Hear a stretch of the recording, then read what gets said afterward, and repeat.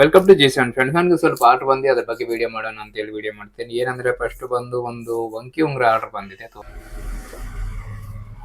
ಇದು ವಂಕಿ ಉಂಗ್ರ ಒಂದು ಆರ್ಡರ್ ಮಾಡಿದ್ದಾರೆ ಕಸ್ಟಮರ್ ಏನಂದ್ರೆ ಇವರು ಕೂಡ ಹಳೆ ಕಸ್ಟಮರ್. ವಂಕಿ ಉಂಗ್ರನು ಮತ್ತೆ ಟ್ರೆಂಡ್ ಆಗ್ತಿವೆ. ಇವು ತುಂಬಾ ಚೆನ್ನಾಗಿರುತ್ತೆ. ಇದು ವಂಕಿ ಉಂಗ್ರನು ಹಿಂಗೆ ಇಟ್ಕೋಬೇಕು, ಚೆನ್ನಾಗಿರುತ್ತೆ. ಇದು ತುಂಬಾ ಓಲ್ಡ್ ಪ್ಯಾಟ್ರನ್ ಆದ್ರೂ ಕೂಡ ತುಂಬಾ ಚೆನ್ನಾಗಿರುತ್ತೆ. ಏನಂದ್ರೆ ವೈಟ್ ಸ್ಟೋನ್ಗಿಂತ ಮೆರೂನ್ ಸ್ಟೋನ್ ಅಂದ್ರೆ ದಾಳಿಂಬ್ರೆ ರೆಡ್ ಅಂತೀವಿ ನಾವು, ಶಾರದಾ ರೆಡ್ ಅಂತ ಕೂಡ ಕರಿತೀವಿ. ಇದು ಹಾಕೋದ್ರಿಂದ ತುಂಬಾ ಚೆನ್ನಾಗಿ ಲುಕ್ ಆಗಿ ಕಾಣುತ್ತೆ ಉಂಗುರ, ಮತ್ತೆ ತುಂಬಾ ನೀಟಾಗಿ ಕಾಣುತ್ತೆ ಉಂಗುರ, ತುಂಬಾ ಡೀಸೆಂಟ್ ಆಗಿರುತ್ತೆ ನಿಮ್ಗೆ. ಮತ್ತೆ ಬಂದು ನೆಕ್ಲೆಸ್ ಒಂದು ಆರ್ಡರ್ ಮಾಡಿದ್ದಾರೆ ಕಸ್ಟಮರ್ ನೆಲಮಂಗಲದಿಂದ ಅವ್ರ ಹೆಸರು ಹೇಳ್ಬಾರ್ದು. ನೆಲಮಂಗಲದಿಂದ ಆರ್ಡರ್ ಮಾಡಿದ್ದಾರೆ. ಅವ್ರು ಬಂದು ನೆಕ್ಲೆಸ್ ಬಂದು 16 ಗ್ರಾಮಲ್ಲಿ ಮಾಡ್ಕೊಡಿ ಅಂತ ಹೇಳಿದ್ರು. ಇದು 17 ಗ್ರಾಮ್ ಆಗಿದೆ. ಮತ್ತೆ ಬಂದು ಹಾರ ಬಂದು ನಮ್ಮೂರವರೇ, ನಮ್ಮ ಅಂಗಡಿ ಎದುರುಗಡೆನೆ ಇರೋದು. ಹೊಸ ಕಸ್ಟಮರ್ ಏನಲ್ಲ, ಹಳೆ ಕಸ್ಟಮರ್. ಇವ್ರು ಏನಂದ್ರೆ ಇದ್ದಾಗ ಒಂದು 20 ಗ್ರಾಮ್ ಚಿನ್ನ ಒಂದು 3 ಟೈಮು ಏನೋ ತಗೊಂಡಿದ್ದಾರೆ. ಇವಾಗ ಹಾರ ಒಂದು ಆರ್ಡರ್ ಮಾಡಿದ್ರೆ ಹಾರ ಬಂದು 50 ಗ್ರಾಮಲ್ಲಿ ಹೇಳಿದ್ರು, 54 ಗ್ರಾಮ್ ಆಗಿದೆ. ಮತ್ತೆ ಬಂದು ಜುಮ್ಕಾ ಹೇಳಿದ್ದಾರೆ, ಜುಮ್ಕಾ ಇನ್ನ ರೆಡಿ ಆಗ್ಬೇಕು. ಅದು ರೆಡಿ ಆದ್ಮೇಲೆ ಆದ್ರೆ ವಿಡಿಯೋ ಮಾಡ್ತೀನಿ ಅದನ್ನ. ಕಸ್ಟಮರ್ ಆರ್ಡರ್ ಮಾಡಿದಾಗ 14,000 ಚಿಲ್ಲರೆ ಇತ್ತು, ಇವಾಗ 15,300 ರೂಪಾಯಿ ಆಗೋಗಿದೆ. ನಾನು ಎಲ್ಲಿಂದ ನಾನು ಹಾಕ್ಬೇಕು, ಏನ್ ಮಾಡ್ಬೇಕು, ಏನು ಅರ್ಥ ಆಗಲ್ಲ, ಆ ತರ ಆಗೋಗ್ತಿದೆ.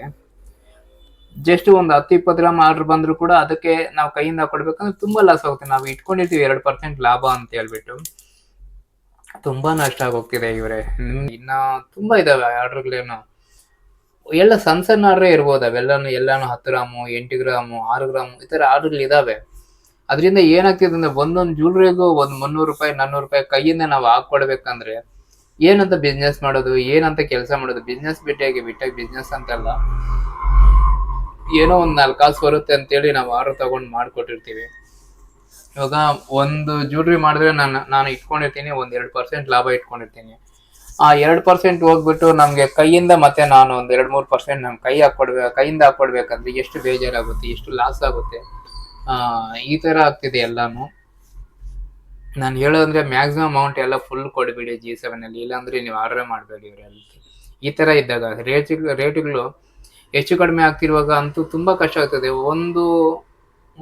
ಒಂದು ಸ್ವಲ್ಪ ದಿನದಿಂದ ಏನಾಗ್ತಿತ್ತು ಅಂದ್ರೆ ಒಂದ್ ಲೆವೆಲ್ಗೆ ಸ್ಟೇಬಲ್ ಆಗಿತ್ತು.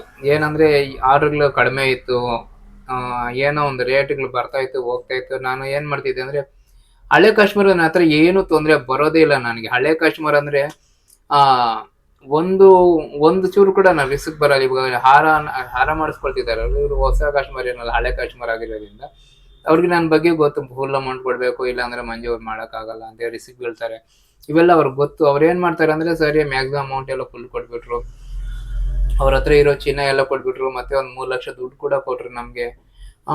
ಈ ತರ ಎಲ್ಲ ಮಾಡ್ತಾರೆ. ಆ ತರ ಮಾಡಿದ್ರೆ ನಮ್ಗೆ ಅನುಕೂಲ ಆಗುತ್ತೆ. ಇವಾಗ ನೆಕ್ಲೆಸ್ ಮಾಡ್ಕೊಡ್ತಿದೀನಿ, ಇದ್ರ ಜೊತೆಯಲ್ಲಿ ಜುಮ್ಕಿದ್ ಲಾಸ್ ಆಗುತ್ತೆ ನನಗೆ. ಜುಮ್ಕಿ ಲಾಸ್ ಆದ್ರೂ ಪರವಾಗಿಲ್ಲ, ಯಾಕಂದ್ರೆ ಇದ್ರಲ್ಲಿ 2% ಬರುತ್ತೆ ಅನ್ನೋದು ಹೋದ್ರು, ಇನ್ನ ಒಂದು ಕೈಯಿಂದ ಇನ್ನೂ ಒಂದು 5-6 ಸಾವಿರ ಕೈಯಿಂದ ಹೋದ್ರು ಕೂಡ ಪರವಾಗಿಲ್ಲ ಬಿಡಪ್ಪ, ಏನೋ ನಮ್ಮ ಕಸ್ಟಮರ್ ಮಾಡ್ಕೊಡ್ತಿದೀವಿ ಅಂತ ಹೇಳ್ಬೋದು.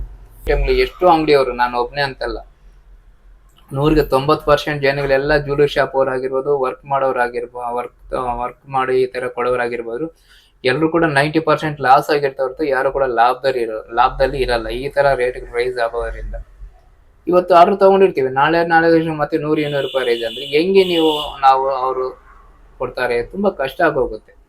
ಅದು ನಮ್ಗೆ ಒಂದು ಕಮ್ಯುನಿಕೇಶನ್ ಇರುತ್ತೆ. ಏನಂದ್ರೆ ಇವಾಗ ಆರ್ಡರ್ ಬಂದ ತಕ್ಷಣ ಚಿನ್ನ ತಗೊಂಡ್ಬಿಟ್ಟು ಏನು ಮಾಡಲ್ಲ, ನಾವು ಅಲ್ಲಿ ಸಾಲ ಮಾಡಿರ್ತೀವಿ, ಇಲ್ಲಿ ಸಾಲ ಇಸ್ಕೊಂಡು ಬಂದಿರ್ತೀವಿ.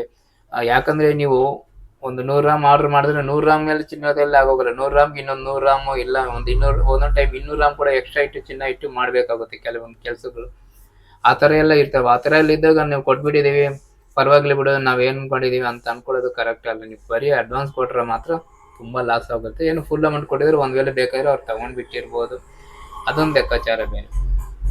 ನಾನು ಹೇಳೋದ್ರೆ ಯಾರಾದ್ರೂ ಇಂಥ ಟೈಮಲ್ಲಿ ಲಾಸ್ ಆಗ್ತಿದೆ ಅಂತಂದ್ರೆ ಅದನ್ನ ನಂಬಿ ಸ್ವಲ್ಪ, ಅದನ್ನ ನಂಬಿರ ಮಾತ್ರ ನೀವು ಏನೋ ನಮ್ಗೆ ಗೊತ್ತಿಲ್ಲ ಆರ್ಡರ್ ಮಾಡ್ಬಿಟ್ಟಿದ್ರೆ ತಗೊಂಡೋಟಕ್ಕೆ ನಾವು ಅಂತಂದ್ರೆ ಅದು ಕರೆಕ್ಟ್ ಅಲ್ಲ. ಆ ಉದ್ದೇಶ ಕರೆಕ್ಟ್ ಅಲ್ಲ ಅಂತ ಹೇಳೋಕ್ಕೋಸ್ಕರನೇ ವಿಡಿಯೋ ಮಾಡ್ತಿದ್ದೀನಿ. ಆಮೇಲೆ ತುಂಬಾ ಕಸ್ಟಮರ್ಸ್ ಕೆಲವರು ಬೇಜಾರು ಬೀಳ್ಬೋದು, ಆದ್ರೆ ನಾನು ಹೇಳೋದಂದ್ರೆ ಆ ಉದ್ದೇಶ ಇದ್ರೆ ಚೇಂಜ್ ಮಾಡ್ಕೊಳ್ಳಿ, ಅದು ಕರೆಕ್ಟ್ ಅಲ್ವಲ್ಲ. ಒಬ್ರು ಕಷ್ಟನ ಒಬ್ರು ಲಾಭನ ನಾವು ಕಿತ್ಕೊಂಡು ತಿನ್ಬಿಡೋದು ಒಳ್ಳೇದಲ್ವಲ್ಲ. ಏನೋ ಒಂದ್ ಲೆವೆಲ್ಗೆ ಲಾಸ್ ಆಗ್ತದೆ ಅಂದ್ರೆ ಓಕೆ ತಡ್ಕೊಳ್ತಾರೆ. ನಾವು ಬರೋದೇ 2% ಅಂದ್ರೆ 2% ಅಂದ್ರೆ ಎಕ್ಸಾಂಪಲ್ ಒಂದು 300 ರೂಪಾಯಿ ಬರುತ್ತೆ ಅನ್ಕೊಳ್ಳಿ. ಇವತ್ತು ರೇಟ್ ನನಗೆ 1 ಗ್ರಾಮ್‌ಗೆ ನಿಮ್ಗೆ ಜ್ಯುವೆಲರಿ ಮಾಡ್ಕೊಂಡ್ರೆ ನಂಗೆ ಒಂದು 2% ಅಂದ್ರೆ 300 ರೂಪಾಯಿ ಬರುತ್ತೆ.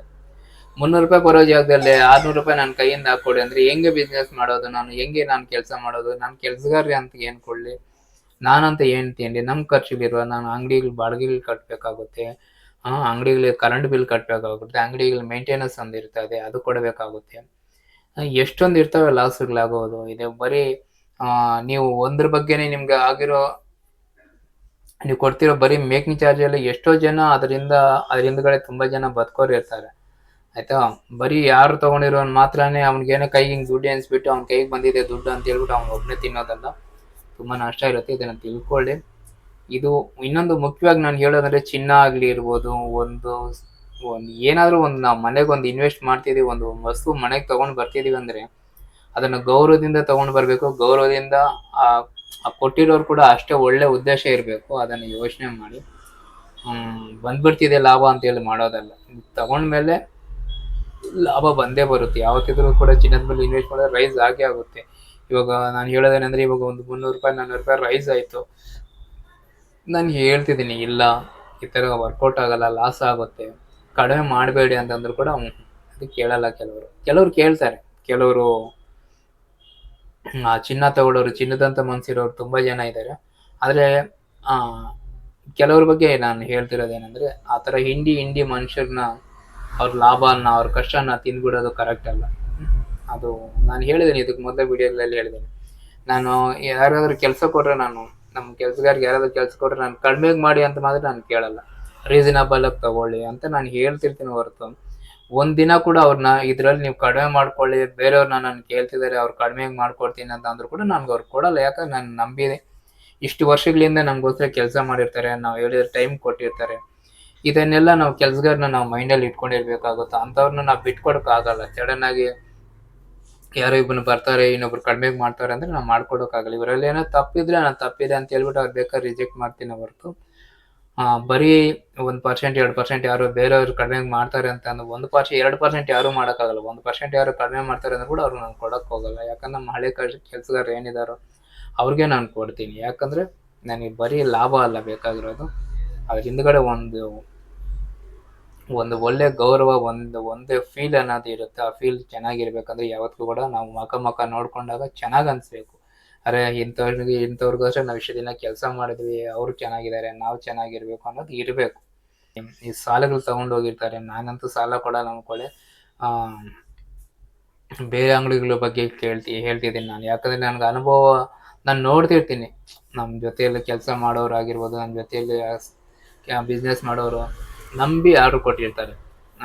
ನೀವು ನಂಬಿ ಆರ್ಡರ್ ಹೆಂಗ್ ಕೊಟ್ಟಿರ್ತಾರೆ, ಒಂದ್ ವೇಳೆ ತೂಕ ಜಾಸ್ತಿ ಆಗಿರುತ್ತೆ, ಇಲ್ಲ ಕಡಿಮೆ ಆಗುತ್ತೆ, ಒಂದ್ ವೇಳೆ ಆ ಟೈಮ್ಗೆ ಅಡ್ಜಸ್ಟ್ ಆಗಿಲ್ಲ ಸರ್, ಒಂದು 50,000 20,000 ಮತ್ತೆ ಕೊಡ್ತೀವಿ ಅಂತ ಹೋಗ್ತಾರೆ.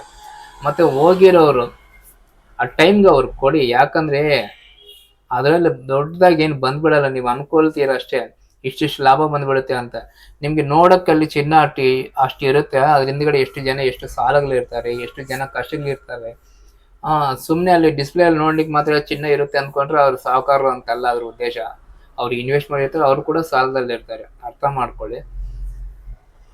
ನೀವು ಏನಿದೆ ಬಿಡು, ನಾವು ಏನಿದೆ ಬಿಡು 20,000 ಏನು ಜಾಸ್ತಿ ಹಾಕಿದೆ, ಅವನು 10,000 ಜಾಸ್ತಿ ಅಂತ ಹೇಳ್ಬಿಟ್ಟು ಕೆಲವರು ಸ್ಟಾರ್ಟಿಂಗ್ ಅಲ್ಲಿ ನನ್ಗೆ ಇಂಥ ಜನ ತುಂಬಾ ಜನ ತಗಲಿದ್ದಾರೆ. ನಾನು ಆ ಸ್ಟಾರ್ಟಿಂಗ್ ಅಲ್ಲಿ ಬೆಲ್ಲಿದ್ ಮಾಡುವಾಗ ತುಂಬಾ ಜನ ನಾನು ನೋಡ್ಬಿಟ್ಟಿದ್ದೇನೆ ಆ ತರ ತಗೊಂಡೋಗಿರ್ತಾರೆ. ಮತ್ತೆ ಇಲ್ಲ ಸರ್ ನೀವು ಜಾಸ್ತಿ ಹಾಕಿದ್ದೀರಾ, ಅಷ್ಟಿಲ್ಲ ಬೆಳ್ಳಿ ರೇಟ್ ಯಾವತ್ತು ನೀವು ನೋಡಿದ್ರೆ ಜಾಸ್ತಿ ಹಾಕಿದ್ದೀರಾ ಅಂತ ಹೇಳ್ತಾರೆ. ಸರಿ ಆಯ್ತು ಬಿಡಿ ಸರ್, ನೀವು ಕೊಡಬೇಡಿ ಅಂತೇಳಿ ನಾನು ತುಂಬಾ ಜನನ ಬಿಟ್ಬಿಟ್ಟಿದ್ದೀನಿ. ಆ ಥರ ಜನಗಳನ್ನ ಕೂಡ ಬಿಟ್ಟಾಕಿದ್ದೀನಿ.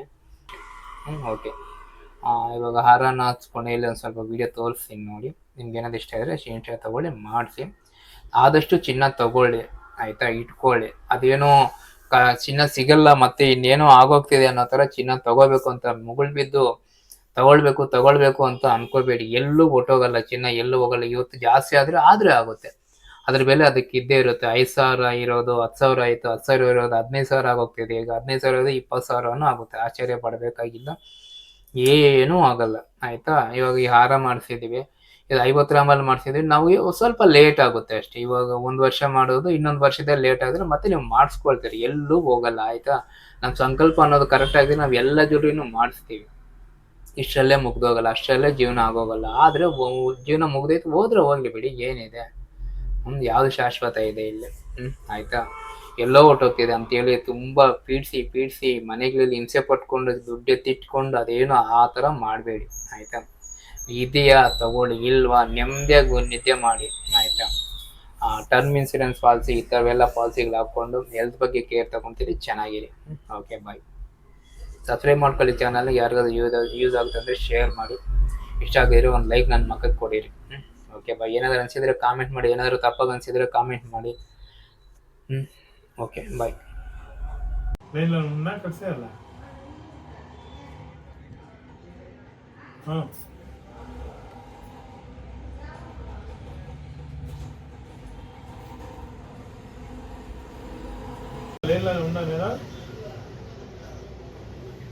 ఏం సమాచారం ఇప్పుడు కలిగినారు అవునా చూసిపోతా ఉన్నారా మీరు అక్కడే ప్రమోదం మురళి ఇద్దరు ఉంటారు వాడు ఆడ పైన బీజే స్కూల్ దగ్గర ఉన్నాడు వాడు వచ్చేపాటు ఇంకా లేట్ అవుతుంది ఆడ లేకపోతే వాళ్ళు ఉండారు వాళ్ళు లేకపోతే ఇంకా ఈ పక్క వచ్చే మురళి అంగడి ఇంకో మావన అంగడి ఈ పక్క మొబైల్ అంగడిలా ఆడ లేకపోతే నువ్వు దిగిందావా ఇంకా లేదు కదా